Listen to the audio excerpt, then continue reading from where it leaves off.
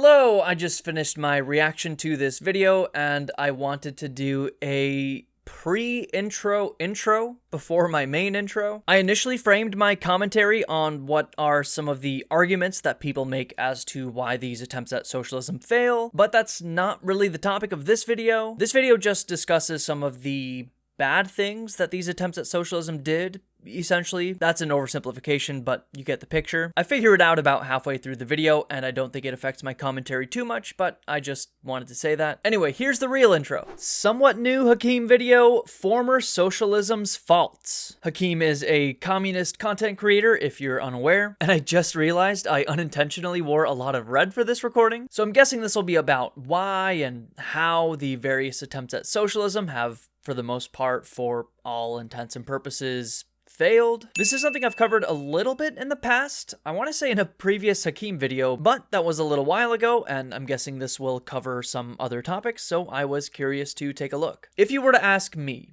someone who doesn't know next to anything why socialism has failed, I would lean into the things I've heard from people who have studied this a lot more than I have. So as to why socialism has apparently failed, I would say it boils down to a few things, and please, as always, if I'm getting something wrong or if I'm misconstruing something, please clarify in the comments. One thing I remember from Hakeem, I believe, and hearing from people who share his views, is that a big reason why socialist nations fail is because of Western influence in the form of sanctions, invasions, coups, general propaganda, things of that nature. The idea that Western powers specifically work to squash these attempts at socialism for one reason or another. This is an argument that I do think makes a lot of sense. There's just too much well-documented history to say otherwise. Now that begs the question, why are they spending so much effort to dismantle these attempts at socialism? Liberals and conservatives would argue that it's because of some ideological war, some vague attempt at preserving a sense of freedom that many leftists would probably argue doesn't really exist under capitalism anyway. I would argue, and I think that most leftists would at least somewhat agree, that it's more likely that capitalism just results in governments that operate almost solely in favor of and are controlled by the ultra-wealthy at the expense of everyone else on Earth. So they fight tooth and nail to ensure that these collectivist ideas don't propagate, because it would mean they would have to live slightly less lavish lifestyles. Now, I don't think that's necessarily the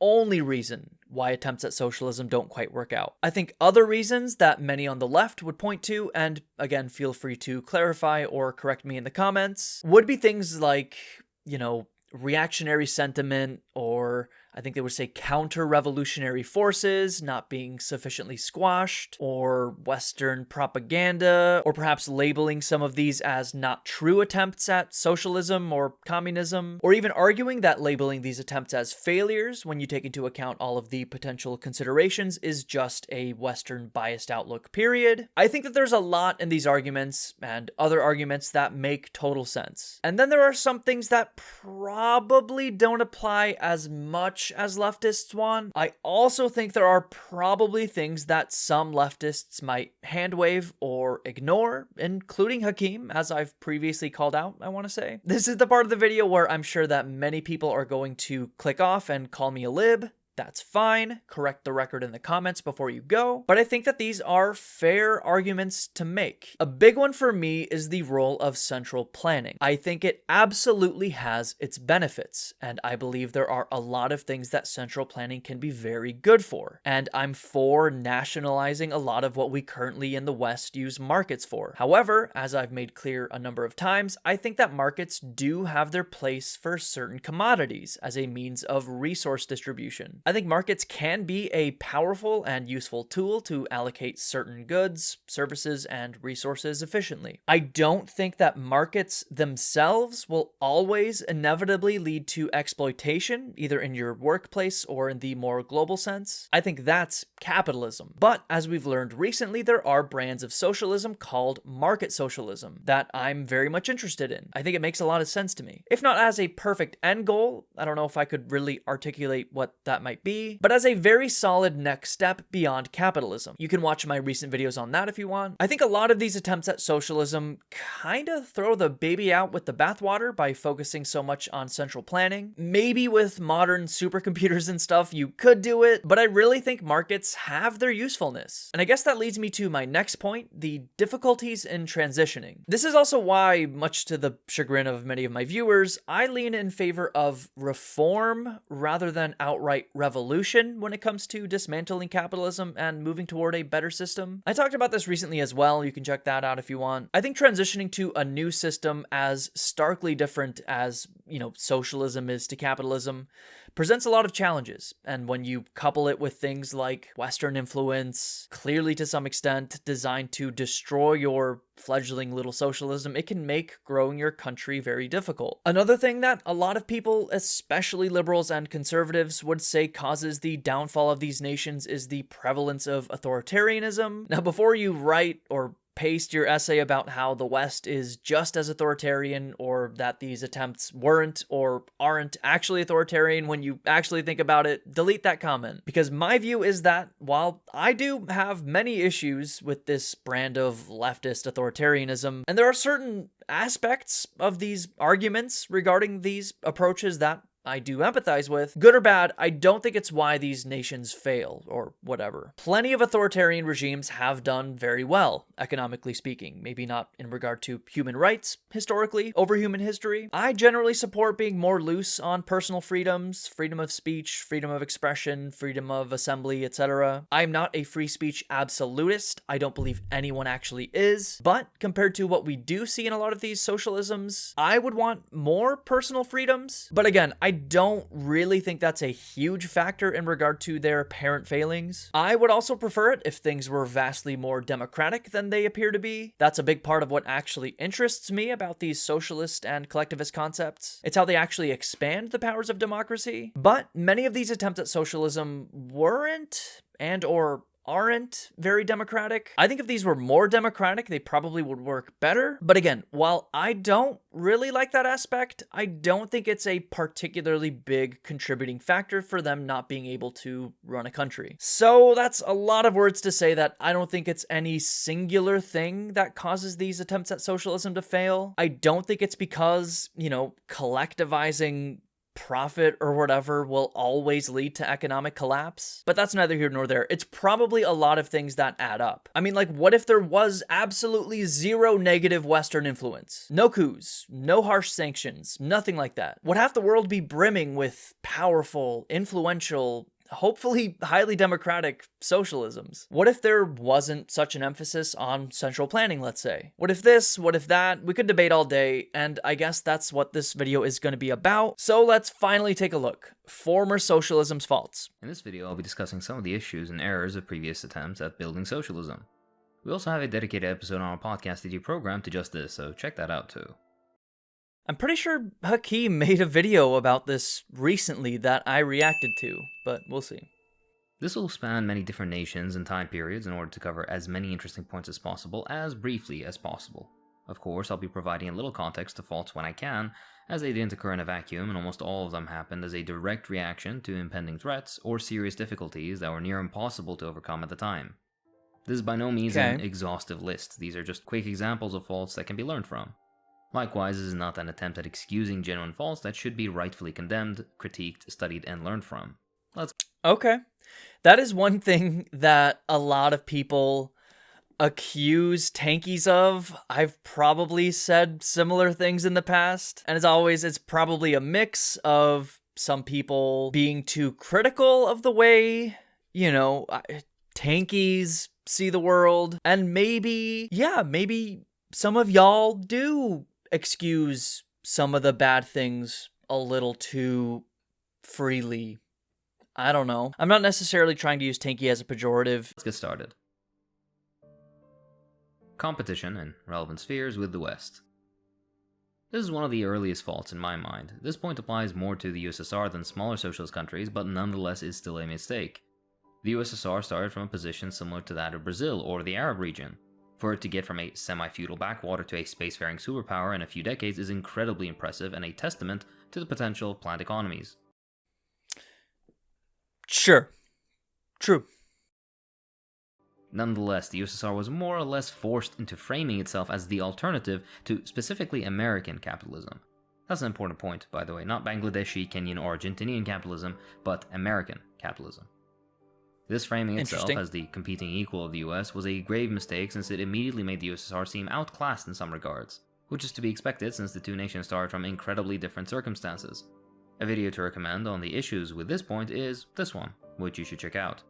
That's the one I was talking about. But in summary, leaning into the comparison narrative is wrong, as basically socialist countries were besieged or otherwise artificially limited through trade embargoes, sanctions, or fairly direct meddling in their internal politics.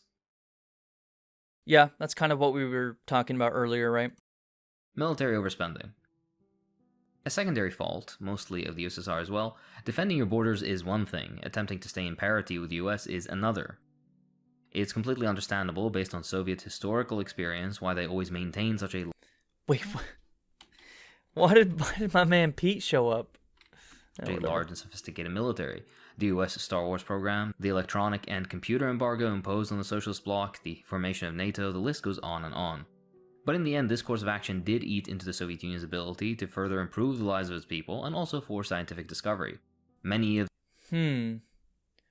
I don't know if I've heard this argument before, that, like, due to needing to keep up with the US or the West's, mostly the US, I guess, powerful military presence, that they invested, I guess, military overspending, that's what the section's called. So did these various attempts at socialism as a means to try and defend themselves from this Western influence invest too much in their militaries? I'm not sure how I feel about that argument. I mean, like, are we going to talk about raw numbers here? Like percentage of, per capita spending? The best and brightest minds were pushed out of necessity into military development with noticeable effects. Modern research doesn't seriously... Yeah, I mean, they just made a movie about this here in the US, right? Oppenheimer. And this is, I don't know, is this a lib talking point? I don't know. A lot of our great inventions, not just in the US, but worldwide, I would say, came out of military necessity, right? I want to say like the internet, microwaves, duct tape, I think. But I think I see his point here. I don't know. Indicate that this is why the USSR was eventually illegally dissolved, but it definitely played a role in the larger picture. My previous video on why the USSR fell is a good primer into the academic literature, so check that out if you're interested. Lack of economic... And I guess we're moving on.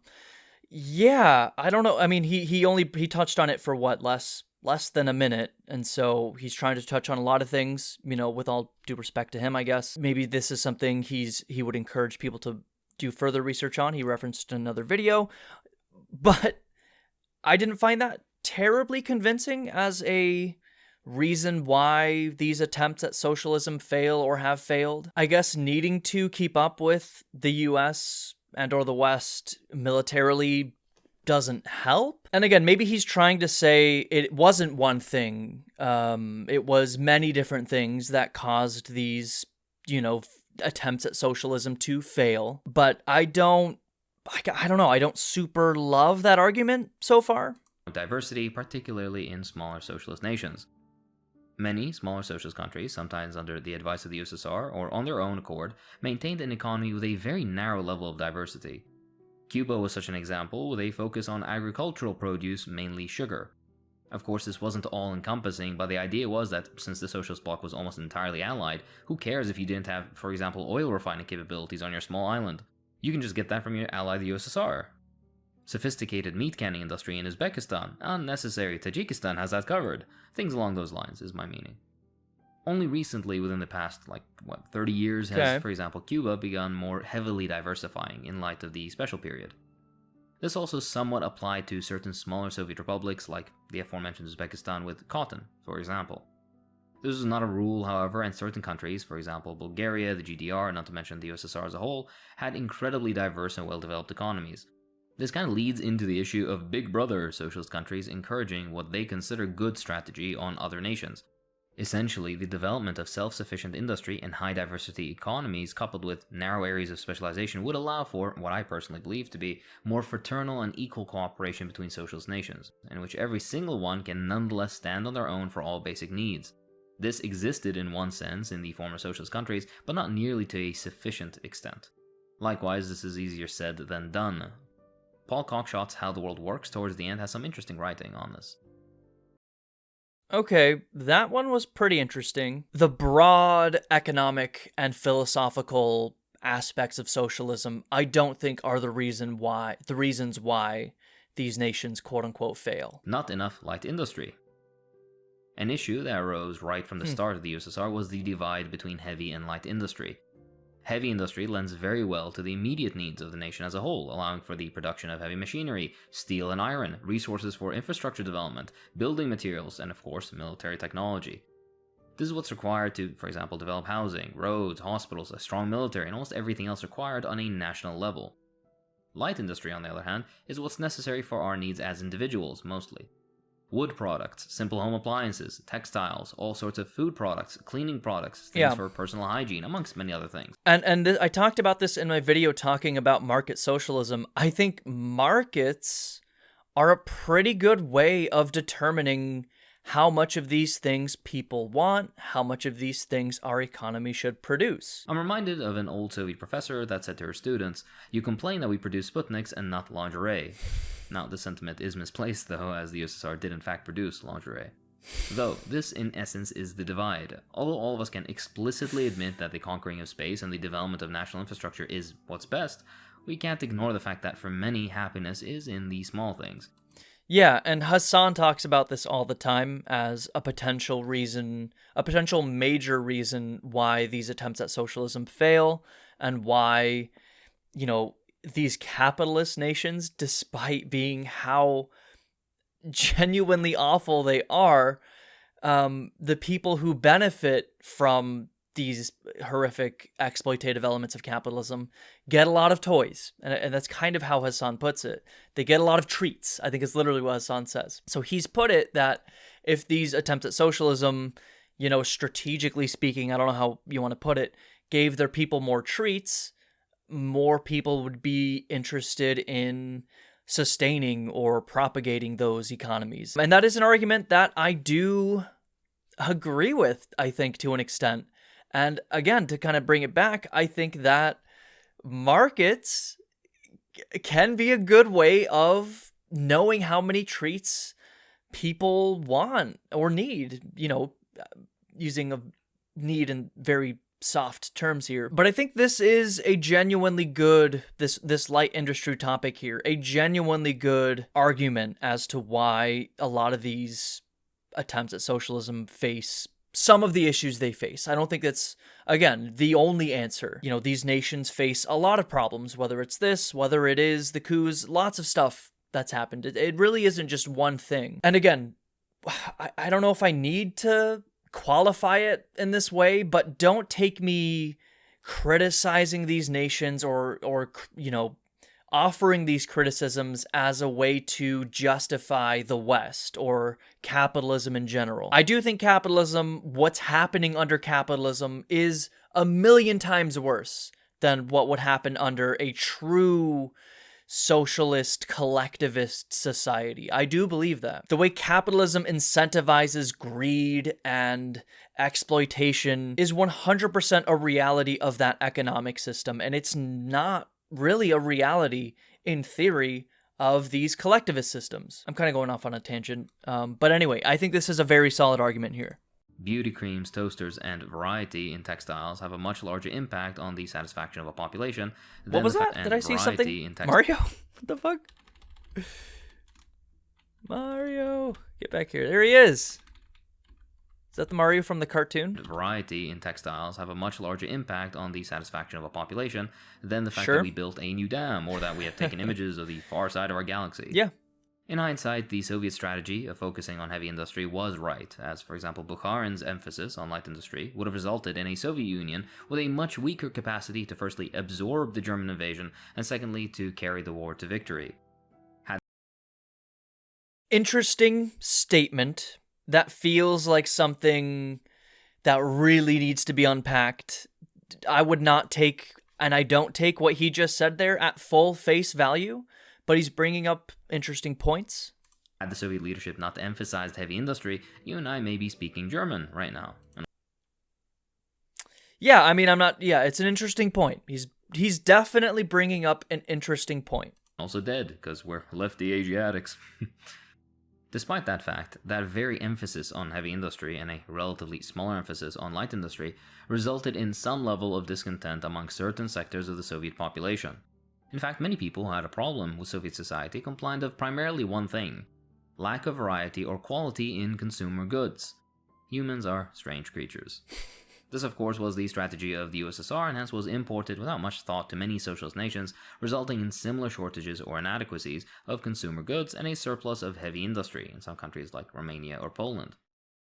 Very interesting points. The book Soviet Consumer Culture in the Brezhnev Era is decent when read with a critical eye, so check it out. Yeah, I mean, I don't know, man. As much as we can and 100% should criticize consumerism, consumer culture, people are gonna like their treats. I like my treats. There needs to be a balance, 100%. But yeah, and again, this is how Hassan puts it. You can't not give people their treats. Issues will come up, and they clearly did. There's also some writing on Yugoslav consumer culture, which was very different comparatively, but that's an entirely different conversation. Back to the video in just a second. Let's hear from today's sponsor. What? No, I ain't giving you a free ad. That's a long ad. Better be paying good. What a hypocritical communist accepting money? Wow, Hakeem. Unsubscribed. Not enough democratic participation.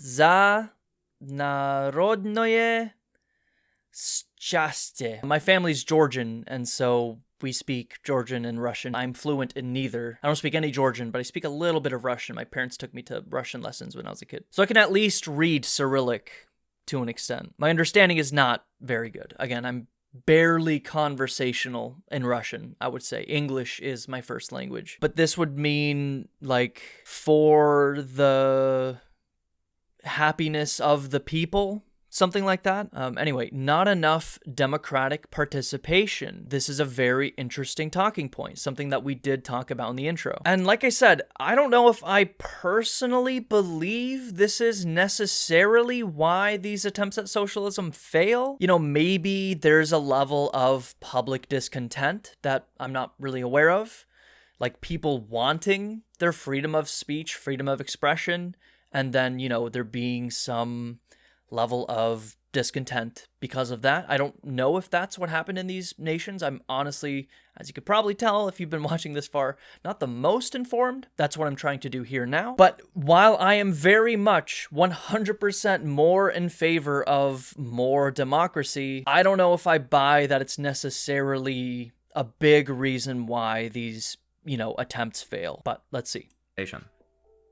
Of course, the modern bourgeois peddled notion that there was no democracy in the former socialist experiments is blatantly false.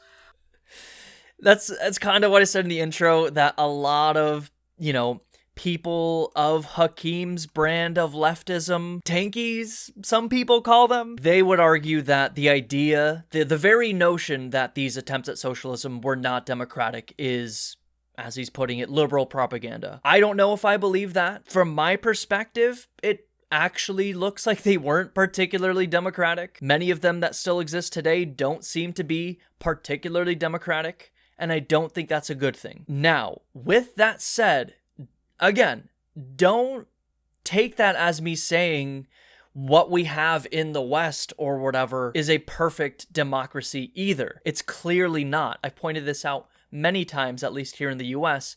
There are countless progressive or even leftist policies that have broad support among the American public. Like paid family leave has like 75% support among the American public, and yet it's not, you know, a reality. So I 100% agree that we can criticize Western democracies all fucking day. My point is, I think true democracy is a good thing that we should strive for, whether it's in the workplace or in our government. So I would still argue that I don't think these regimes, the Soviet Union, China currently are, the DPRK are particularly democratic. Again, to a lot of people on the left, that is a big incorrect statement. I have yet to see much compelling reason to argue otherwise. Maybe he's going to bring up some stuff here. Modern research, what the CIA actually believes, as well as what the Soviets said all along, turned out to be unsurprisingly true. There was democracy of a different kind, a proletarian democracy, which resulted in societies far more participatory than any Western liberal democracy. Cuba is a living example of said socialist democracy. Regardless, just... Yeah, for me, I don't really want to dwell on this point too much. I think it's kind of, here nor there. Because the Soviet Union or the GDR was more politically participatory than the US, a fact only those blind to ideology deny, does not mean that those nations were without... I would like to think, and maybe I'm incorrect, I would like to think I don't have a blind ideology to one loving or supporting the way the West operates, or on the flip side, being specifically overly critical to the way a lot of these attempts at socialism have operated. Maybe a better way to put it is to say I don't think either have done democracy particularly well. I think I would say, and maybe this is the step too far, that these attempts at socialism were genuinely significantly worse in regard to democratic freedom than the West. Maybe you could call me a lib all day. I will stand by that currently. I have yet to see evidence otherwise. Maybe I gotta read these several books he's pointing out in order to have remotely a fair way, a fair standpoint to criticize this from. But this is the way it appears to me, personally. If that makes me a filthy lib, then it is what it is. Fault. There was definitely more room for workplace democracy as the state. Yeah, that's another thing I would say, and obviously the West is not good about this either, but that is one thing that puzzles me about the USSR, China currently, many of these attempts at socialism. Like, workplace democracy feels like the starting point, the infrastructure, the grounding that all of these socialist concepts seem to build upon, and yet they seem to be completely bereft of workplace democracy. Not completely, but you know what I mean. So I do find that puzzling, and I'm sure he'll go into a little bit more here. Let's see. State it was in the USSR was relatively underdeveloped and unsatisfactory for socialist expectations. That's what I'm saying, like, that's like everything, right? And they can't even get that right, you know what I mean? The system of trade union representation was not as independent as one would hope, and there were way too many rubber stamping committees to be comfortable. Of course, all of this arose from... Yeah, I think this is another argument people would bring up, is the amount of bureaucracy that socialisms tend to, people argue, get lost in or caught up in. Maybe he'll bring that up at some point. Let's see. From this or that necessity, but it's something to learn to avoid in the future. On the other hand, most of the issues I currently have with Soviet political democracy have been pretty much corrected, or are in the process of being corrected in Cuba. Great books on this topic include Cuba and Its Neighbors, Democracy in Motion by Arnold August, and How the Workers' Parliament Saved the Cuban Revolution by Pedro Ross. Some may feel the existence of only a single party, as well as democratic centralism, are likewise issues. I personally disagree, and several socialist examples had multi-party democracy as well, but I'm only mentioning these for posterity's sake. Yeah, and this is one place where I think I do disagree with Hakeem and, others of this flavor of leftism. But again, it's kind of neither here nor there in my opinion, so we won't dwell on it too much. Restrictions on cultural expression. Okay, so this is another thing I talked about, restrictions on freedom of speech, freedom of expression, things like that. And I in my intro, I think I coupled it with the whole democratic thing. And again, I think it's because I don't necessarily see this as a reason why a country would fail, at least economically speaking. It might not help, and I would probably argue it wouldn't help. I'm very much in favor of significantly fewer restrictions on freedom of expression. Again, I want to stress I am not an absolutist, but I think that a lot of these attempts at socialism are and I'm going to use some strong language here, overly repressive when it comes to things like this. And I don't think that's a good thing for nation building in general, people's happiness in general. But I think framing this is just former socialism's faults. I guess this is kind of my issue, is that he's saying former socialism's faults, not why former socialisms have failed. I guess that was the topic of his other video that I reacted to. So this is my mistake, everyone watching this. I'm sorry that I'm picking it up now, halfway through the video. He's not saying this is why socialism fails. These are saying former faults of previous socialisms. So that's kind of my mistake, and I'll try and reorient my commentary based on that. I'm sorry if that throws a lot of my previous commentary out, but if we're to begin framing it this way as a former fault of these previous attempts at socialism, yeah, I think these overly restrictive restrictions on cultural expression are a negative of these former and current forms of socialism's faults. Like, I think a lot of these current, socialisms are overly restrictive on cultural expression still. This is a particularly severe point.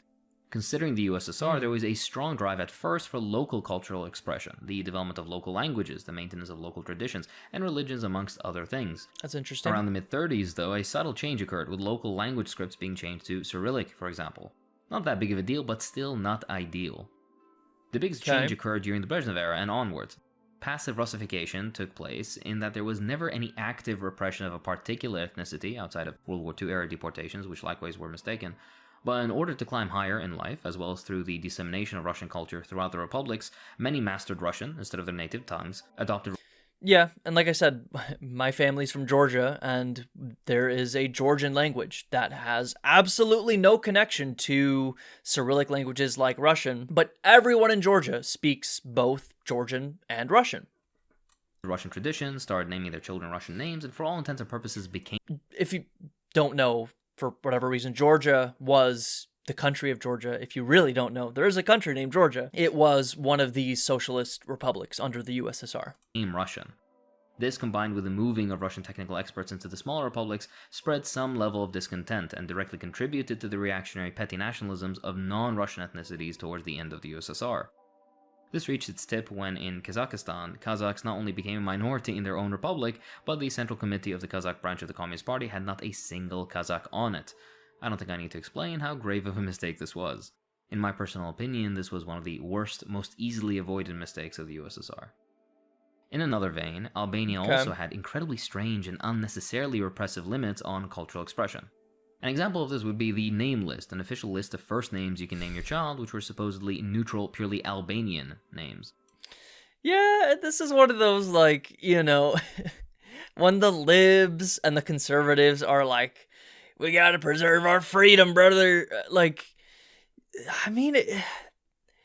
It's mostly nonsense, but there is a little kernel of truth to it, I guess. And he's pointing some of them out now. Like, you couldn't name your kid this. And not to say you should be able to name your kid fuck shit, racial slur or whatever the fuck. But there is a step too far in the other direction. And I think that we see this in regard to cultural expression in a lot of these attempts at socialism. I think this is a problem of authoritarianism and a lack of democracy, personally. And maybe, again, that's a lib take, I don't know, clarify in the comments, but yeah. Mild repression hit Christian names, or so-called Christian names, but the blunt of the repression, similar with every other aspect in Albania, hit the Muslim population. People with traditionally Islamic names were forced to change their names to neutral Albanian, or ironically, and I believe somewhat intentionally, to Christian ones. Yeah, my name, Dimitri, that's not Georgian at all. Georgia has a deep history. There's a lot of, beautiful Georgian names. I have a non-Georgian name. I don't want to say it's a Russian name. I think Dimitri is technically Greek, right? This was absolutely unnecessary and is honestly really, really stupid. There are other examples of this sort of thing. Bulgaria comes to mind, but you get the point. This was bad. Repression of religious practice. Yeah, again, this is more, I don't know, all of this, the democratic section, the cultural expression section, this comes down to, authoritarianism and restrictions on freedom of expression in general. And I think that they are, broadly speaking, not good things, but, and I'm just going to leave it at this, limited factors in regard to these socialism's failings. And I guess that's not the topic of this fucking video. I'm a fucking idiot, and I'm sorry for that. As a fault, yeah, okay. As a fault, limiting religious freedom, is not a good thing. Building up from the previous point, the severe repression of religious expressions was one of the, if not the worst mistake of former socialist experiments. Religion and spirituality are something that will always remain in one way or another, particularly in historically religious communities. Religious communities of all types survived and adapted from slave societies to feudal or other pre-capitalist formations through capitalism and will definitely endure in one way or another during socialism and eventually possibly even communism. For a socialist government to not only deny public religious expressions, look, there you go, the Georgian SSR right there, of any kind, but to also actively repress it with militant atheist gangs wandering the countryside, yes, this happened, and active anti-religious education in schools only lends reactionary forces power. Religion is an incredibly powerful tool, and every religious tradition lends itself very well to socialist ideals if you try.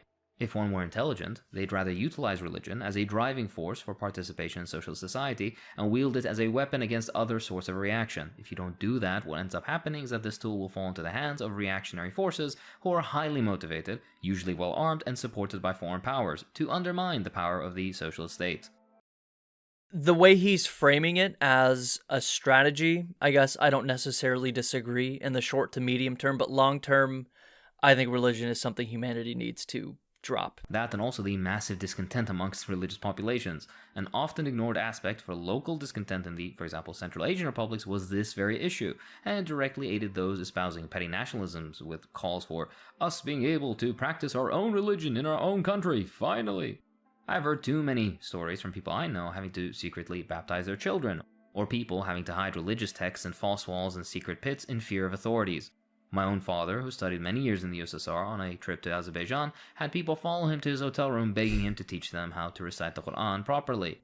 This is not what socialism should stand for, and is definitely that's none of what he's saying is a good thing. And really should not have anything to do with socialism in general. Definitely something that deserves the most severe condemnation. If you want humanity, the vast majority of which is religious in one form or another, behind your political cause, you need to have a coherent and positive religious strategy. From a strategic standpoint, in getting the masses on your side, he's probably right. Don't forget the reason many Muslims supported the Bolsheviks early on is because they promised they'd defend their mosques and right to worship. Want to know? Yeah, I mean, I'm not gonna say we shouldn't allow for freedom of expression on religion. The best part, after nearly a century of unrelenting state atheism, socialism died and religion sprung up again as if it never disappeared. The errors of that strategy are crystal clear. Yeah, that's pretty crazy. The deportations. Another severe point of criticism, although really only affected one country, this happened in the USSR during the German invasion with a select group of nationalities, the idea being that certain reactionary sections of said populations either collaborated with the Germans, were planning on collaborating, or were under suspicion of collaborating. Now, for the actions of a few hundred of a certain population, tens of thousands were forcibly deported to other areas of the USSR. These actions were not done based on material analysis, nor were these actions absolutely necessary. Yeah, and again, I feel like I'm sounding like a broken record here, but that sounds not as an issue of socialism as a broad concept. Does that make sense? It sounds like a nation did something stupid and cruel, which nations can do. We could and should criticize capitalism and the way the incentives of capitalism do cause governments to commit horrific atrocities. I guess my point is it's harder to do that with socialism, to directly tie these issues with socialism versus the way you can directly tie atrocities committed by capitalist countries to capitalism. Again, I don't know if I'm wording what I'm trying to say correctly, but hopefully someone understands what I'm trying to say. Only somewhat saving grace, if you can even term it so, is the sheer barbarity of that war necessitating such actions, but still, the lesson for the future is very clear. A correct and socialist assessment of a similar situation in the future should result in a very different course of action. A book with a sobering take on this ordeal is Stalin, the History and Critique of a Black Legend by Domenico Lucerdo, which I highly recommend you read. Stalin was Georgian. The purges. Now, the purges are such an incredibly convoluted topic, and I won't go into all the complexities right now. Suffice to say, though, the common image of the purges in the West is very, very wrong. They were not the actions of some totalitarian godman in order to consolidate power or any other of their favorite tropes. The reality of the purges was, in fact, way worse. Essentially, a fifth column. What did that say? Favorite tropes. He brought some text. The reality of the purges was, in fact, way worse. Just a visual aid, by the way, these guys weren't Nazis. Well, that's confusing. Essentially, a fifth column existed within the Soviet Union, and it attempted to bring down the Soviet government and basically install a military dictatorship in support of Germany. Unsurprisingly, this fifth column was supported by Germany as well as many other elements outside the USSR. The real failure on the part of the Soviet leadership was allowing a fifth column such as this to form in the first place. Not only that, but the extent of its influence was so far that it controlled vital aspects of the military, the internal security apparatus, and even the party. The very existence of this means horrible mistakes and oversights were done. Certain people were either protected from suspicion for some period, or simply the party was nearly vigilant enough in screening its members, in particular those with vital positions. This same issue reared its head towards the end of the USSR as well, when not so much of a fifth column but definitely an anti-Soviet and anti-socialist group managed to form, grow, and eventually occupy vital positions within the government, the prime example being Yeltsin. Paradoxically, active purges are good at weeding out these elements and were done since Lenin's time. How you can combine active purges with significant vigilance such that no issues like in the 30s rise again, I don't know, though. Check out the book mentioned previously for a deeper dive, as well as J. Arch Getty's work. Also, look up what the purges during Lenin's time were. That was actually what most purges throughout Soviet history were like. Limitations of planning. This is a minor point that has far-reaching consequences. In the USSR and many other socialist countries, planning was done by complex calculations carried out by hand, which meant that it would take a long time to develop plans of a sophisticated level. Because of these limitations, at most, only 10,000 different units within the economy were planned for in the USSR. This amount is laughable nowadays, as a regular smartphone can plan for many times that, and modern supercomputers can plan unfathomably complex multi-year plans for entire nations.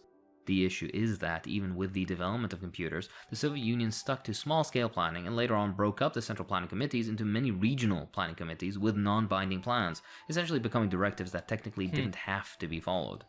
So he's seemingly arguing that they didn't centrally plan enough, and that's why they failed. And I don't know. I don't know if I personally necessarily agree with that, but let's see.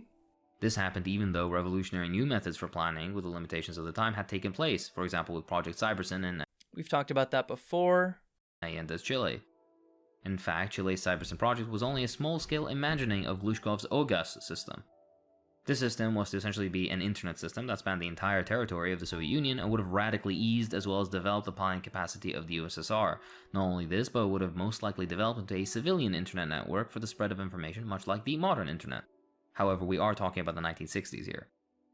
It never happened, partly due to an ossified bureaucracy, but also due to the sheer cost. Hindsight is 2020 after all. But I'm convinced that had OGAS been adopted, not only would the USSR still exist today, it would have surpassed the US as the largest economy on Earth even sooner than predicted. Okay, interesting. So he's saying if we had built this central planning supercomputer, things would be better. I don't know. I don't want to say like, no, obviously not. That's ridiculous.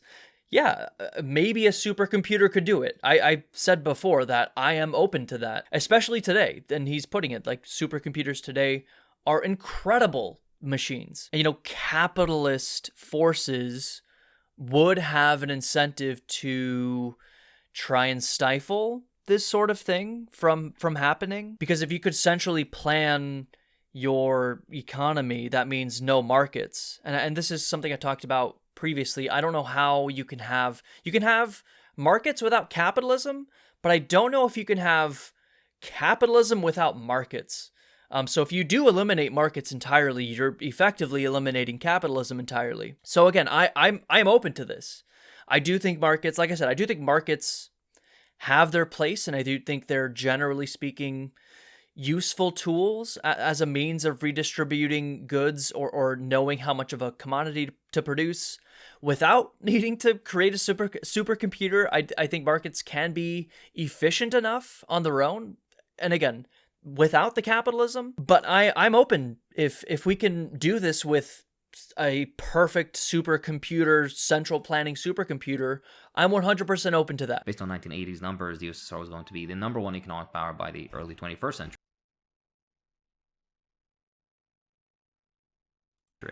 A good video on this topic is this one. Likewise, a deep dive into the economic calculation problem nonsense can be found here. Transitioning to a profit-based enterprise system. Among the many mistakes of Khrushchev and the Soviet administration at the time, which included regional planning committees and the selling off of the machine and tractor stations to collective farms, is the transition of Soviet enterprises to a profit-based system in order to measure productivity, rather than output, quality, or relative performance to economic plans. This created a precedent for profit over more valid criteria in certain sectors of the economy, incentivized the hiring and maintenance of managers that got the most profit, and hence cultivated a capitalist mindset amongst Soviet managerial sectors. Unsurprisingly, Yeltsin was climbing the ranks during this crucial period. Two good books to read with a critical eye on this topic include Bill Bland's Restoration of Capitalism in the Soviet Union and Martin Nicholas's book of the same name. Yeah, that is one thing I do know about the USSR is towards the end of its life, it did begin to transition into a more capitalist or pseudo-capitalist system. I do know markets eventually got involved. I think you already talked about that a little bit. Cockshot too, again, unsurprisingly. The ossification of party leadership. Somewhat linked to the previous point, the ossification of Soviet leadership was a grave error. The average age of members of the Central Committee primarily was uncomfortably high. Similarly, although to a lesser extent, this issue was also present with members of the Supreme Soviet. This is a self-explanatory point. A more frequent rotation of leadership at most levels, an age limit, and a higher percentage of the young can only do good for socialist political structures, in my opinion. Or just any political structure, but yeah. The Comintern. Oh, we just moving on, huh? Yeah, and I think more democratic, more power to democratic institutions would help with that. Another very complicated point, but one I can go over quickly.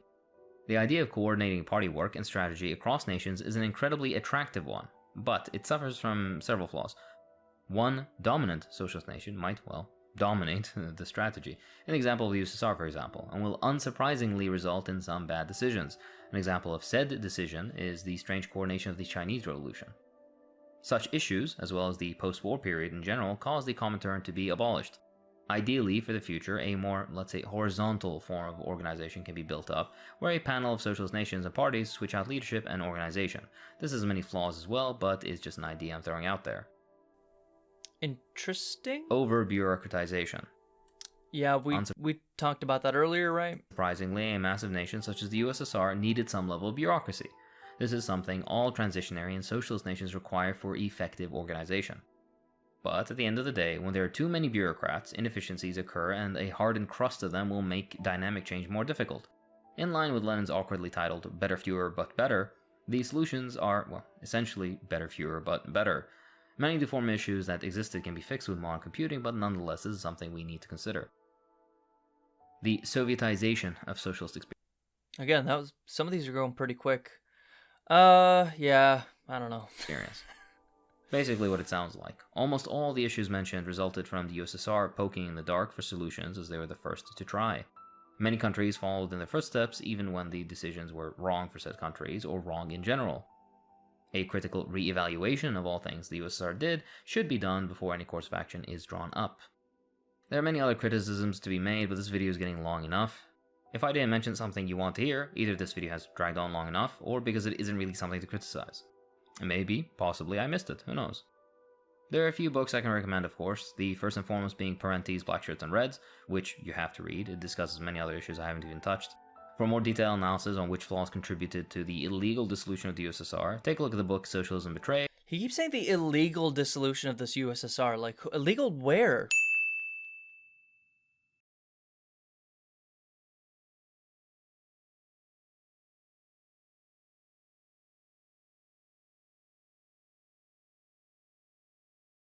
And my relevant video on the topic. An interesting but old book on the early propaganda war, as well as all other sorts of sabotage and antagonism against the USSR, is The Great Conspiracy from 1946. A quick Google search will bring you the PDF. As for Soviet democracy, you can look up Pat Sloan's Soviet Democracy. Anything written by Albert Szymanski, for example, Is the Red Flag Flying, or Human Rights in the USSR. Webb's book called Soviet Communism and New Civilization, or an old book titled The Soviet Form of Popular Government, which explains it at a nicely detailed level. As for planning and cybernetics, look up Cockshot's work, obviously, for example, Towards New Socialism, and Medina's book titled Cybernetic Revolutionaries. I'm sorry, his name is Cockshot? Overall, I like this video. I apologize for framing it incorrectly. For some reason, I read this as, not just faults, but more, again, kind of the topic of the previous video, as reasons for their failure, not faults. Like I said, I framed it as reasons for their failure, not general faults, and that's my mistake. And so for pointing out their faults, I think this video did a pretty good job. I obviously don't agree with everything he said or the way he framed everything, but generally speaking, he did do a good job of pointing out their faults. I guess the most compelling things to me, grand competition, yeah, I guess to an extent, that's an okay argument. Military overspending, didn't love that one. Lack of economic diversity, okay, that was a good one. Light industry versus heavy industry, I think that was a pretty compelling one. Democratic participation, most replayed. Everyone wants to hear about that. I mean, he basically said he doesn't feel there are any issues with the. Maybe I'm mischaracterizing this. Maybe I've mischaracterized a lot. I don't know. But is he framing it? Is this how other people, of Hakim's brand of leftism frame it? Like, do they think that these attempts at socialism, the USSR, China, whatever the fuck, had good democracy? That's how I would put it. Is the general modern leftist, modern Marxist-Leninist perception that these were good democracies, that these were democratic enough?